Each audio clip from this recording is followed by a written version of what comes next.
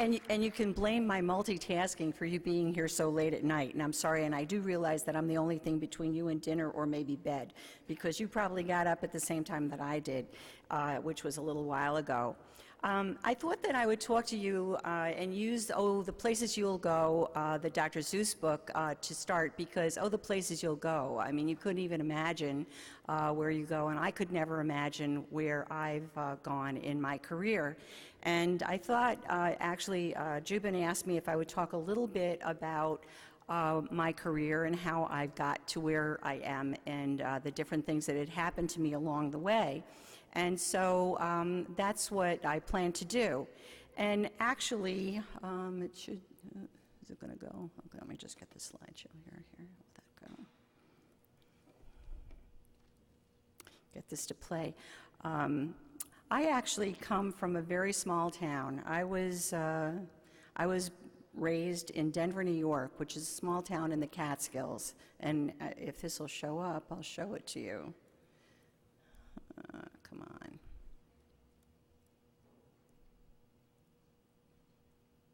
It's not moving forward. I did that, and I clicked that, and it's not resuming. So anyway, I grew up in a small town in the Catskills. It's called Denver, New York, and It's up there. oh, is it on yours? Oh, okay, so we're going on that screen, but this one's not moving forward. Okay. Is there a way we can move that one forward? So you've seen, you have the show already. It's going to take a while. It's good. Let me speed it up for you. Okay, so just keep an eye over there. Oh, so I have to look over there? Okay. Okay, that's right. I'll get back there. So I come from Denver in Delaware County. This is actually the town. It's the whole thing. The gray building used to be the general store, the dance hall, the post office, and the gas station. It's now a little home, and the building that's closer to you is actually the post office, and that is the entire of Denver, New York. Whoops, now I'm going backwards.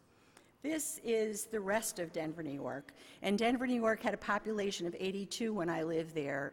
There were far more cows than there were people, and it was a great place to live and to grow up. I had a great time there, and when I was about 10 years old, my sister developed multiple sclerosis, and my father had a stroke. And they were very ill and in the hospital, and even though I was small, I would go and see them on a regular basis, and so I decided I wanted to be a doctor. And I went to Roxbury Central School. It's a school in the Catskills. I graduated in 1958. It was a central school, and we had a class of 16. There were actually 4 boys and 12 girls, and it was a great school because anytime we wanted to take a course, the teachers would teach it. And I was the only person in some courses, and in other courses there may be 2 or 3 people, but there were very few. So you learn to have self-confidence, you learn to do a lot of things, and you were allowed to do all kinds of things that I probably would never have gotten the opportunity to do in a larger school, including we did public speaking from the 4th grade on. I played in the band. I did a million things. We actually had to take a sport, so we did things like that. And in high school, there was never any question in my mind that I could do anything that I wanted to do. I had always done well. I was obviously the first person in my class. There only could be in the top 10%, 1.6 people. So you had to do well. And then I went to college. And when I went to college, it was really a challenge. I went to the University of Rochester. It was a school that had just become co-ed, and so there were very few women in the school at all. And we were totally discouraged from pursuing our pre-medical career. There were actually about 20 women who were pre-med, and only 4 of us went to medical school, and I was one of those people. And so it was hard, and it was hard to be constantly told that if you went to medical school, you would take the place of a man. This was a common thing for people to tell you, that you would never practice as long. And quite honestly, there were very few women physicians, and so you didn't know whether that would be true or not. I didn't know at that point in my life whether I would get married and have children or what I would do. So I thought, well, I'll go to medical school and I'll see if I get in. And I took my MCATs and I actually got into medical school after my 3rd year of college. So I went to medical school early. And in my class, in our classes in those days, most of the schools had a quota for women, and it was usually 5%. Our class had a lot. We started out with 8 women in a class of 86. We lost 5, gained 1, ended up in 6 and 76. So that we actually did have more women than any of the classes in that school for quite some period of time. And actually, the women did well. The women that we lost, 2 of them transferred to other schools, so they actually did ultimately graduate from medical school. My mother died of pancreatic cancer when I was a 3rd-year student, and actually I was on the surgical service when she was ill, and we were very poor, and so my mother didn't want to die in the hospital, so I went home to take care of her. And I was told that I didn't even have to do a surgery rotation. I could just get the experience from taking care of my dying mother. And but I liked surgery, and so I asked if I could come back in the summer and take surgery, and it was just a wonderful experience. In those days, we didn't take care of people in our senior year in the same sense. We went to clinic. We didn't work in the hospital, and we had very little hands-on experience. So I was really lucky. I mean, I got to work with 3 surgical residents who were just incredible doctors, and I loved it, and I really decided that I wanted to be a surgeon, and that was going to be my career choice. But it was difficult. And I applied to surgical residencies, and in those days there wasn't subtle prejudice. They just sent your application back and said, we don't take women.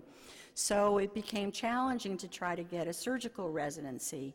But you know, I learned lessons from each of these things, and the lesson that I learned early in my life is don't let people tell you that you can't do something. Don't be discouraged by them. Just if you want to do it, you can do it, and the only thing that really will impede you is if you give up. So you just keep moving forward, and that's what I did. And it was tough, and so I finally ended up having to cut a deal with the chairman of surgery so that he agreed that if I took 6 months of medicine and 6 months of surgery and I still didn't want to be an internist, he would let me enter a pyramidal surgical program, which means that you start off with about 12 people and you end up with 4. And that still is not really the best of odds. And by the time we were even advancing through our residency, there were too many people. But in my usual way, I just kind of believed that it would work out. And when anyone would discourage me, I'd say, but listen, I'm the best resident, so you can't throw me out. It doesn't matter if they are getting drafted. And then they would give me silly excuses like, the men would be drafted. It was during the Vietnam War, and actually there was still a draft. But in my residency year, one of the residents was from Thailand, and his father was the head of the prison system of Thailand, so there's no way he was going to get drafted. Another one came from a very wealthy family in Peru, and he had been made an ambassador from Peru as a resident, so he wasn't going to get drafted. So I'd point this thing out, and slowly but steadily they came to the decision that, okay, I could finish and I could move forward. So again, you just didn't give in and you didn't give up. And I actually finished in 5 years, and because I had started early, I actually finished my residency when I was 29 years old, which was an advantage because I was young and I could spend time doing other things. When I did my residency, there was another real problem, is that the faculty were all men. There had never been a woman surgeon in my community. There had never been a woman resident in our program. And some of the faculty really didn't particularly approve of the whole situation, and some of them would try to let you do things to prove you couldn't do it. And I figured, well, any opportunity to do something, I'll do it. There were others that were sort of a little bit bizarre, and they thought that they could then show up at my house at night and maybe do well, and that didn't work very well either, but I could at least get to do more cases. And then there were some great teachers who just really helped me move forward. So I got a lot of experience, and in many ways I got certainly as much experience as the men in our program, if not maybe more. And eventually people did learn to trust you, to believe in you, and to know that you could do cases. So I learned lessons from that as well. You can overcome bias, and today many of you sitting in this room are not the traditional Caucasian male that predominates American medicine. But don't let that ever worry you, because people view you, and patients in particular view you by what you give to them. And if you're kind and considerate and thoughtful and take good care of them, they could care less. And in my entire career, I rarely ever had a patient say, oh, I don't want her, I don't want a woman to take care of me. And I know that that was true with my ethnically diverse colleagues as well. So you can overcome bias. You have to maintain your standards, and as I said, when people would pick on me and tell me that I couldn't do things, I would do my very best. I would never sort of walk away. I would never get angry with them. I would just kind of figure, you know, I'll do it and it'll work out all right. I worked hard. I worked as hard as any resident. I never went home. I can remember one period of time during a flu epidemic that I worked for 5 days straight, day and night, day after day. We didn't have any rules. People didn't have to come in and relieve you. You weren't allowed to go home, and if nobody came in, who was going to take care of these people? So you just didn't go home, and you caught a little sleep here and there, and you lived right through it, and you helped patients live through it. So I did work hard. I would frequently think of creative solutions to get through these things, just like I did in getting my residency. I could have given up when no one allowed me to be a surgical resident. I could say, well, you know, and I have to tell you that many of the women that I knew who were my age did just that. They wished to be surgeons, but they ended up becoming pediatricians or anesthesiologist or some other field because they were told that no one would accept their application. So you don't give up. You just kind of push forward, and you never get discouraged. You just keep working. And I think I was born with the Pollyanna gene or something, because I don't get discouraged very easily. I just kind of figure, you know, it'll work out, and I always made it. And the other thing that I found out early in life is that happiness is a choice. You can be happy or you can be miserable. It takes just the same amount of energy to be happy as it does to be miserable. And if you're miserable, you get very little positive feedback, and you're probably more miserable. Whereas if you're happy, people will relate to you better, and you'll get positive reinforcement, and you can get to do a lot more than you can if you're miserable and unpleasant to be with. So that was always helpful. And I always also looked at bias as the other person's problem. I can't tell you, one of the funnier experiences in my life, I was just starting my orthopedic rotation, and the chairman of orthopedics at that time was known to be really kind of a tough, mean guy. And I was warned that you have to be in the room and you have to have the patient prepped so that when he walks in, he can start the case. And so this man walked in, and he starts ranting and raving, "Where is my intern?" And I raised my hand. I said, "I'm here." He said, "Oh, I've never had a woman before." And before I knew it, I said, "You should try it. You might like it." And there was a dead silence. And then he started to laugh. And after that, he was just my best friend. He was always, we would tease about, you know, what structure is this, what structure is that. And I've sort of always treated bias that way. I think if you kind of make people realize that their bias is pretty silly, they usually get over it. They're almost too embarrassed to stay biased. So I thought that was a good strategy for that time. When I finished my residency and I went to look for a job, nobody wanted to give me a job. Again, there was the same belief that I wouldn't practice, that I would quit, that I wouldn't work as long, even though I'd always been a hard worker, so it was difficult. Well, I created my own opportunity by getting a job at the VA hospital. And it was a great job because you actually became a status symbol for the veterans. They loved having a lady doc. And they would vie for getting the lady doc. They would change beds so that they could get the lady doc if you were in one ward and not in another ward. So it was a very positive experience. I got a tremendous amount of experience, and I actually got to do research with 2 medical endocrinologists. And they helped me so that I could get peer-reviewed research money and move my career forward. So I was really, again, very lucky that I could do these things. And I had been in practice. I actually had been at the VA for 7 days, and the new chairman that had come to our institution offered me a job on the faculty. And I hadn't planned on being an educator or teacher, but I thought, you know, that looks like a good job. And I thought this person was a good chairman, would be a good chairman, who seemed to be a very nice man, very accomplished. So I took that job.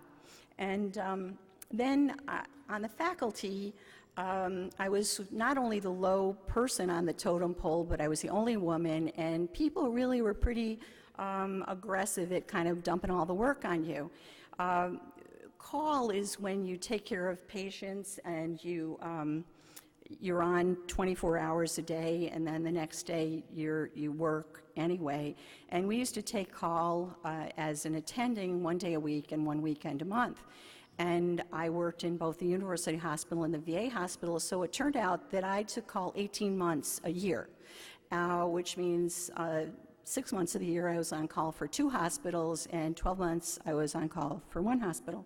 So this was a lot of work, and what really annoyed me is that the faculty would sign out, walk out, go out away for the weekend or whatever, and they wouldn't even tell me about their patients. So people would call me up in the middle of the night about people I didn't even know, and on and on. And it was a little bit challenging. I was assigned to all of the committees that were a lot of work, and I was the token woman, because not only was I the only woman in the surgery department, there were very few women on the faculty.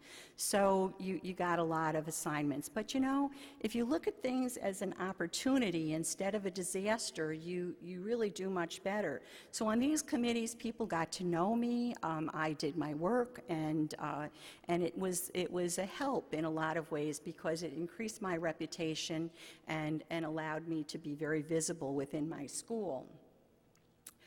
Other things that I did, I was always the person who brought the wine and cheese to the department meetings. And they didn't want to drink from plastic glasses, so I had to bring wine glasses. And then I'd had to bring them home and wash them. And that was not exactly the most fun thing to do, and none of them had to do it, even though they frequently had a spouse and I didn't have a spouse. So it was just, you know, that's your job.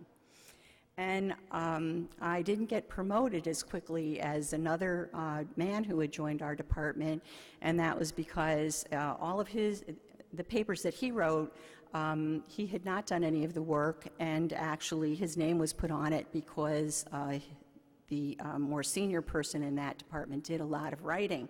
I didn't think that was very fair, and I kind of rebelled against that. And actually slowly but steadily worked to not only change the admissions committee, but now when you write a paper, you have to actually tell what each of the authors on that paper has contributed to that paper, so that it makes it a fair process. And you can't do what was done in my day, where there were a lot of names on the paper and most of them had done nothing to contribute to it, but it added to your CV and it made it easier for you to get promoted early. So that was something that was annoying to me. So, you know, you do what anybody does. I look for another job. I thought, well, this is a lot of nonsense. It's got to be better somewhere out there. So I looked, and I actually was offered quite a good job, and I was going to go, and I told the chairman that I was going to leave, and he looks at me like, you know, like he can't believe it, and he says, Patty, why would you ever want to leave here? Everybody is so good to you. And I said, oh, yeah, you know, they sign out to me. They don't tell. I went through this litany of all the things they did, and I think the thing that shocked him the most was that I didn't like washing the wine glasses. Uh, but, you know, he made sure that all of those things went away, and I was able to be promoted and do well. And so I learned from that you can create your own opportunities, because I got my research training totally gratis from these endocrinologists, and that was really wonderful, and it helped me a lot. And sometimes really opportunities come to you in strange ways, and that opportunity with those endocrinologists also allowed me to get to be known by them. And I really love to do thyroid and parathyroid surgery, and they knew me, they trusted me, and so very early in my career I started doing these operations that people really loved and wanted to do and would have liked to take away from me if possible. You really don't have to put up with abuse, and I probably put up with too much abuse during that period of time, because I was so grateful that they had finally given me a job. And now I go from department to department frequently and talk to faculty, and it's one of the things that I tell particularly the women and the ethnic minorities in the faculty is, don't be so grateful. You're working just as hard as everybody else, and don't put up with abuse. Demand to be treated with respect, and people will respect you. If you don't demand to be treated with respect, people may not respect you. So don't put up with abuse. The other thing that I learned was that you can change culture better from within than you can from without throwing arrows at it. And so I served on our promotions committee. We changed the rules on our promotions committee so that the rules were clear, so that the chair met with the faculty on a regular basis to tell you what you needed to do and what you needed to accomplish. And I can't tell you the number of times that I've had the opportunity to make a difference because I was at the table. So don't shy from these opportunities. Always be there, and don't just leave and walk away from a problem.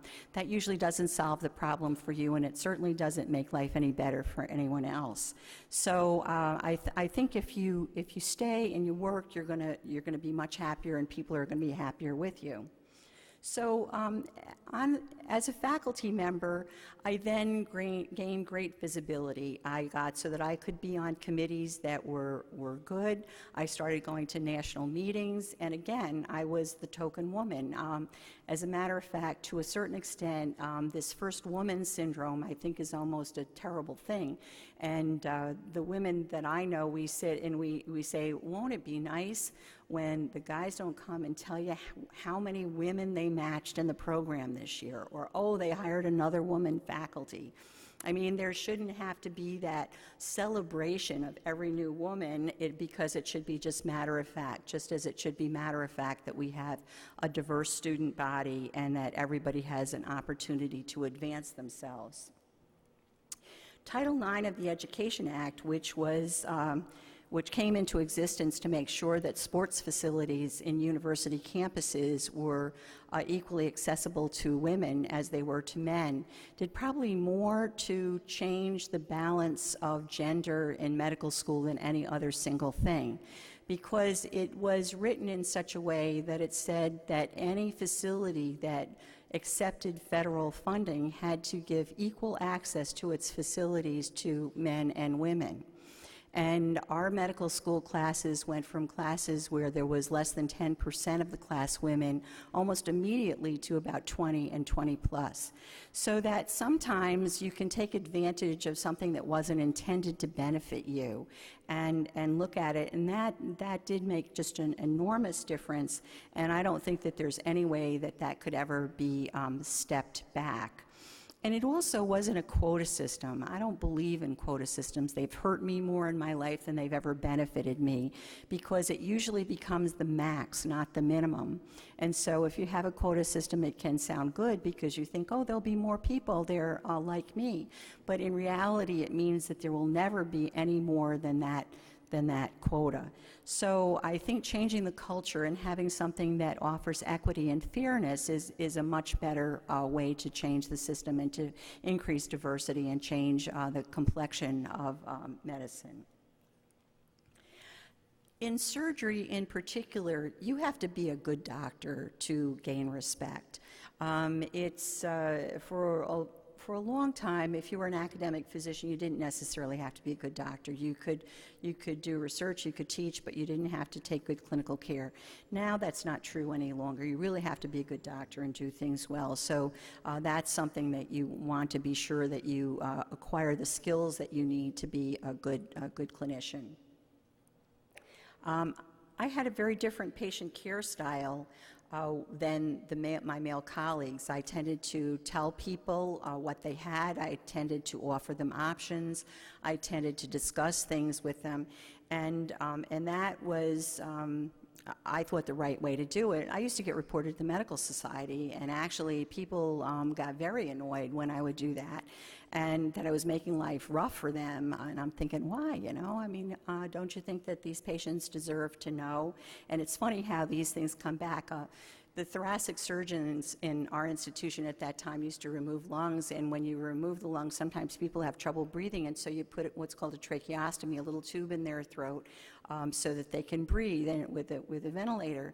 And they didn't believe that you should tell the patient that that was going to happen, because then they might not want their operation, but instead they would wake up with this little tube in their neck. They couldn't talk, they were breathing on a ventilator, and they were scared to death. So I decided that I was going to tell them. And I would go and I'd make them almost sign a pledge that they wouldn't tell anybody, particularly the attending, because I would have gotten thrown out. And about 20 years later, I took care of this man's daughter, and he was pretty hard of hearing, and he was sitting out in my waiting room, and I could hear him even through the door. He says, oh yeah, he says, she was a great resident. He says, she used to do things that really annoyed me. He said, can you imagine? She would tell my patients they were going to wake up with a tracheostomy, even though I didn't want them to be told. But you know, she was so good, I just thought, all right, you know, at least this way she tells them and I don't have to tell them, and it makes it easier for me. So you never know how those things work out in the long run. And actually, as time went by, we developed a group of like-minded people. Essentially, all of them were men, but they were young faculty who saw a lot of these challenges, et cetera, and we joined together as a group to decide how we wanted to move forward and what things we wanted from the school. So that allowed us to accomplish a lot more. I worked in the lab for actually 10 years, and I got to tell you, at a certain point, I didn't want to kill another rat ever. And actually, I became very allergic to them and developed asthma when I would walk in the room. I'm not sure whether it was psychological or real, but it happened. So I decided that that was not going to be my long-term career, and I decided that I wanted to work in surgical education. And I was told that if I did that, I might just as well leave the faculty because I would never get anywhere.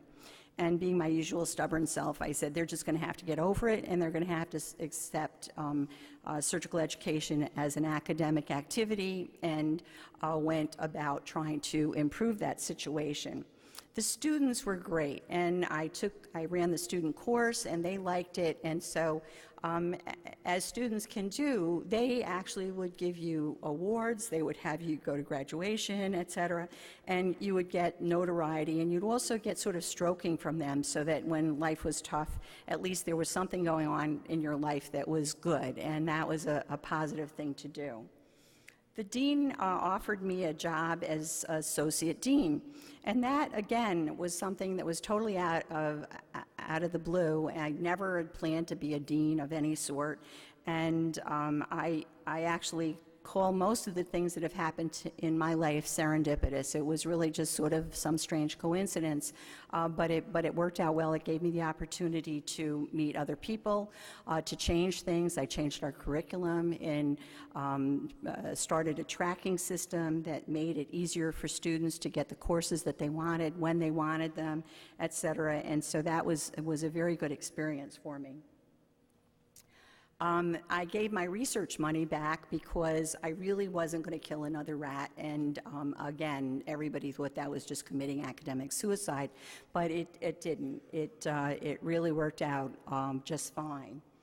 And I accidentally became a feminist. I never, through all of these things, ever thought that I was a feminist, even though I really was. I believe that women should be treated equally, but I just thought that if it wasn't, well, I guess that's the way it goes. And I really thought that a lot of the time when I was put upon it was because I was a surgeon and I was in a man's discipline. There were no other women in the discipline, and so that's why I got treated differently. But then I decided to go to this women's leadership workshop, and it was just revealing to me because there were pediatricians and pathologists and radiologists and gynecologists, and everybody was having the same experience. They weren't getting promoted, they were not being paid as well as the men, and it was really problematic, and it made you mad. I mean, it really did make you mad after a while. Why should you get paid so much less? And why should you be treated so much more poorly? So it made me change my ways and decide that I was going to do something about that as well. As a matter of fact, we committed to do that. And we committed to make a difference to improve the state of women in our institutions and nationally. We really needed to act together to change things. You find, and there's a lot of sociologic data that shows that if at least a third of the group, the decision-making group, is not of the minority, then you're not going to change it. You cannot have the token woman, the token Hispanic, the token black. It doesn't work. You really need a group. And the other thing that we found is we found that we could coalesce as minorities. And I was talking to Dr. Cook a little bit ago about Claude Organ, one of my very, very dear friends who was an African-American surgeon, and we used to conspire all the time because there would at least be two of us, and he'd have somebody he could bring in, I'd bring another person, and we'd finally get to a mass, and we could make a difference. So you can change people's behavior.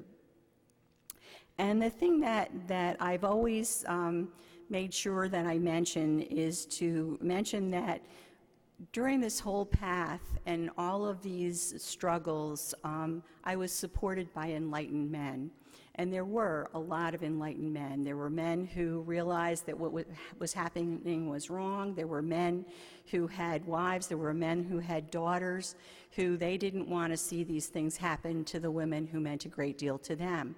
And I think it's very important to realize that you have to seek out the people who are going to be supportive of you, and they may not look like you at all. They may be somebody who's very different than you are, but will understand where you're coming from and who you are and why what you're saying and what you're trying to encourage people to do is the right thing to do, and will be supportive of that with you. And you need to have a plan to do this, and you need to have data. It's very easy for people to deny your claims if you don't have data. And so I come from Upstate Medical University, which was actually the school that graduated Elizabeth Blackwell, the first woman physician in America. And every opportunity I would get, I would tell people that that was the last proactive thing that the school had done for women. Because we had such a small population of women on the faculty, we still had a lower representation in our medical school classes, and there were virtually no women at the higher levels of administration, and there were no women chairs of departments, and so they weren't doing a very good job. Maybe in the 1800s they let in Elizabeth Blackwell, but in the 1900s they didn't do anything that advanced women. So if you put the data there and you give them the numbers to go with it, at a certain point even the most obtuse person can't ignore it, and they realize that they're going to have to do something about it. And we developed a plan, and the women at our institution, and actually the women nationally in surgery, came together, and we developed 5-year plans as to what we wanted, what we expected, and how we were going to go about doing it. And we've actually been successful in all of those areas. One of the first things that I did was I put up a little note at the American College of Surgery meeting and invited any other women who were surgeons who were there to join me for breakfast, because I didn't know any other women, and how can you create change if you don't even know any people?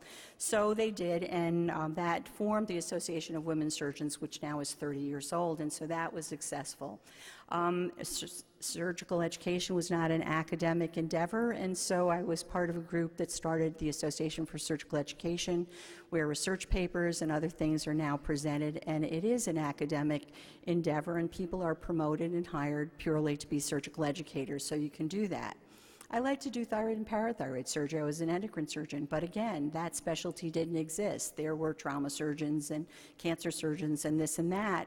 So again, there were a group of people who joined together. We formed an organization, and now you can become an endocrine surgeon by having the right credentials and participating in these activities. I opened a breast care center because I believed that women in our community weren't getting appropriate breast care and weren't being treated with respect, et cetera. And so even though I'd never been trained to do breast surgery specially, there weren't fellowships in those days, I was able to accomplish that. So it's a matter of just sort of doing what you see needs to be done and having people come and join you and help you. And that can happen for you as a medical student, as an undergraduate student. We got the official portrait of Elizabeth Blackwell painted when I was a medical student. And we hired the artist. We actually raised the money from the women who had graduated from there. And actually, after we realized it was going to cost us $500, which was a huge amount of money back then, and we didn't have any women graduates, we didn't think we could do it. But some of those women married well, and so we were able to manage and get it done. So that happened. So those things were good. And so the things that I've learned through life from that is you don't need to be asked. If you sit and wait for somebody to ask you to do something, it may never happen. And if you start to do something yourself and you can move it forward, it's just a great sense of accomplishment and a very pleasant thing to do. The other thing that I was taught when I was little, because we were so poor, is be a utility player. You know, you're not going to be able to throw a lot of money at these people and make great donations of cash, but man, you can show up and you can help, clean up the recreation room or whatever, and walk around and do things that are useful. So always be a utility player. Work hard at things. The other thing that's important is if you want to be viewed as an expert, be an expert. And there's nothing that will stand you in better stead than making sure that you are well educated and that you really know your material, and that when you start to do something, you keep up and you keep current. That's very, very important. Be trustworthy. I tell people you always have to tell the truth. The only way that you can't get tricked is if you tell the truth, because there's only one right answer then. And that makes a huge difference. And if you're trustworthy, people will give you jobs because they know that you'll show up, they know that you'll do the work. And there's some really important people in American surgery who will tell you that about me, that, you could always trust her. You gave a job, she always did it and got it done. And that erased my gender difference fairly quickly in my career. And I think that it erases ethnic differences and every kind of difference. When you do things well and you're trustworthy, people trust you and they give you opportunity. So you do that. Enlist other support. The women surgeons, we could have never been as successful if we didn't slowly but steadily enlist the support of women who are willing to work. Actually, one of the fathers of one of the women was a lawyer. He incorporated our organization for us and helped us. So there are people who will help you all along the way. And it's important to work to change the behavior you dislike. There were a lot of things that happened to me when I was a surgical resident and a faculty member that I really disliked. And I knew that I couldn't change them at that time, but I vowed that when I had a position that I could affect a change, I was going to do it. And I've tried to be true to that throughout my whole career. And it's been good, and it's been something that's been really helpful and positive for me.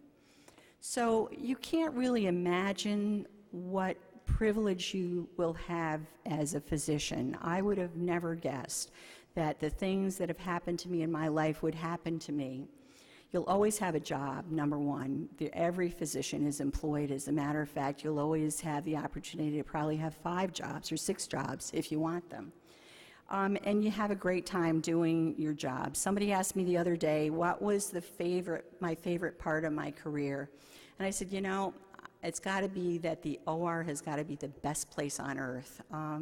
I can't ever imagine being any happier than I was when I was in the operating room, operating on people, and it's just wonderful. It's technically fun. You know that you're accomplishing something. You know you're going to really make a difference in that person's life, and so it's just a great, great place to be.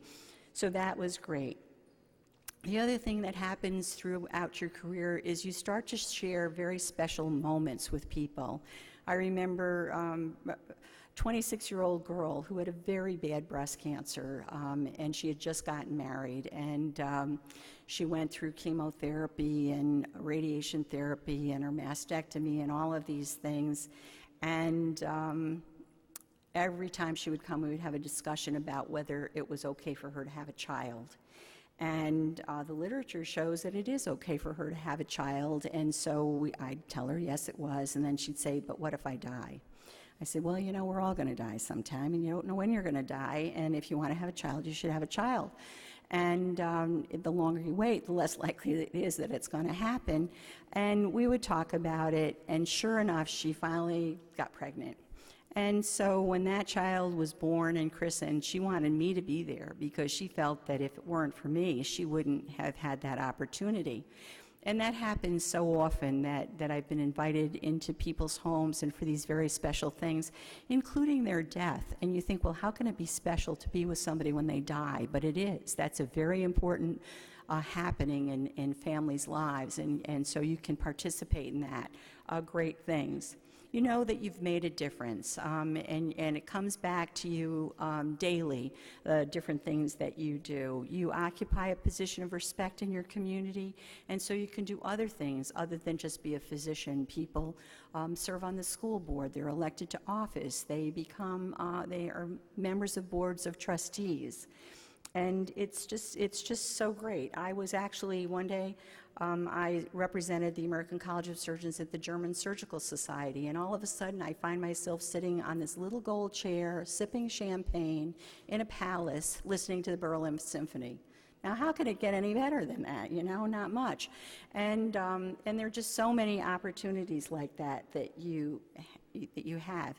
And you can really modify your career. I say that I have a new career probably every 7 to 10 years, where I do something different with the same degree, but just changing my area of focus a little bit, taking on a different administrative job. I took on the job as the medical director of our university hospital, totally different job than anything I'd ever done in surgery, and so it sort of adds new excitement and rejuvenates you, and you can do that, and I watch people do that all the time in their career.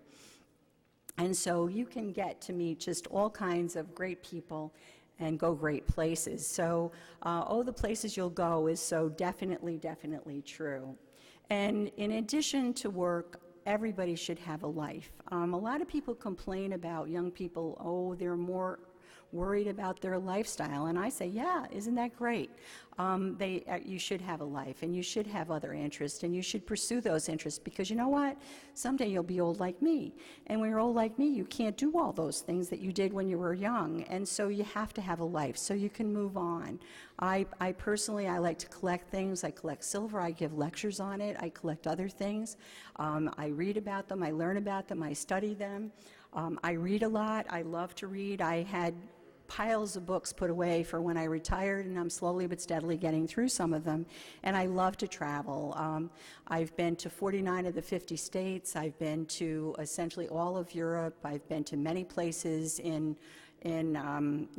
Africa, Australia, Central America, Asia. I just love it, and I've traveled every year since I finished my residency. I always go one place outside of the country and one place in the country, so I can see and learn about people. I've visited health facilities. I know and I understand more about about these countries, and now, as I have more time, I'm very interested in global medicine and what I can do to help look at establishing certain basic standards for healthcare and for surgical education throughout the world.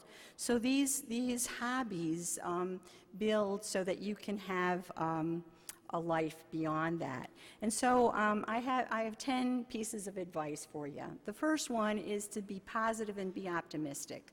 Every single one of you will get into medical school if you want to go to medical school, so don't think other, and don't let anybody tell you other. You just work hard and it will happen, so be optimistic.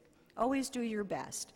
Make sure that you work and you study and you get good grades, because really your performance does count, and you all have the ability to do well, and you all have the ability to get good grades, so do that. Take advantage of opportunities when they present themselves to you. Sometimes that opportunity may not come around again, and so do it when it does come around to you. Let people know what you want. I think women and ethnic minorities are particularly bad at this. They think somebody's going to guess and give them that job. Caucasian men don't tend to do that. They tend to tell their boss or tell whoever that, oh, you know, I'd really like to be director of so-and-so. And women and ethnic minorities don't tend to do that. So do that. Be helpful. It's always good. People like helpful people, so always be helpful. Be trustworthy. We've talked about that. Be clear about your priorities. It's very easy to get sort of misled, particularly today when you can, you know, do Facebook and games and on for hours instead of studying and doing things that are really useful to you and will advance your life. And you know what? A lot of those are just as much fun as doing Facebook and the other things. So spend your time in a good way. And you can't be all things to all people at once. You may have to delay some things in life. You may not be able to, you know, sail to the Bahamas this year because you're in medical school or that you're in college. And that's okay. And particularly, I think, for women, this is an issue. It may be difficult for you to have a child at one point in your life when it can be very simple at another point in your life. But don't ever put it off too long, because biologically it becomes a challenge. So, you know, don't try to be all things. And it may be that, you know, your house is a little messy, that you have somebody who does your laundry. Those are fine things. You don't have to do all those things. You need to do what's most important to you. And learn from adversity. I think one of the greatest teachers is adversity. If things don't go well, always make sure that you figure out why, and make sure that you know and you own part of it, and you change your own behavior. The only behavior you can change is your own. If you think you can change somebody else's behavior, good luck. It just doesn't work. But you can change your own behavior, and so you can not get in that situation before. And I know I was having a real time with this chairman of mine, and I was really annoyed. He used to fire me once a week, and he couldn't fire me. I had tenure. What was he trying to do? And I was doing my job. He just didn't like me. And I didn't care if he didn't like me, but he couldn't fire me. And so I finally went to this friend of mine who's a lawyer, and I said, you know, you got to stop this because I've had enough. And he looked at me, he says, you know, you're not always a sweetheart. And I thought, well, that's not what I wanted to hear. But actually, I did tell him he couldn't do this anymore, and he finally got it. But I learned a lot from that, because I had provoked a decent amount of that bad behavior in him. And it could have gone better if I had acted differently. But the most important thing is never give up. If you want something enough, don't ever give up on it, because you can do it. And I think that's probably the most important thing, particularly for young people. If you want to be a surgeon, if you want to be a doctor, if you want to change the world health, you just go for it. I've now watched my students do that. I've watched a student who is very respected in the World Health Organization, who's helped eradicate diseases in countries. I've had a classmate who actually started a major cancer center, as well as a research facility that is responsible for several new cancer drugs. And these are just ordinary people like you and me. I'm an ordinary person. I didn't have any special chits in life. I came from a poor rural community. I was not the top of my class, and I just kept working at it. And I've done pretty well, and you can too. So again, in the words of Dr. Zeus, which I can't quite read from here, it's important to just keep on moving forward in the places you'll go, and it's time to start now, because you can climb this mountain, and you can do well, and you can be whatever you want. And as I said, I like to travel. This is a lovely lemur in Madagascar, and what you don't see in this picture is about 2 seconds later, a warm, wet stream came past me. But it was worth it, and everything I've done in my life has been worth it. And I wish you the same. It's going to be a great life for you, so enjoy.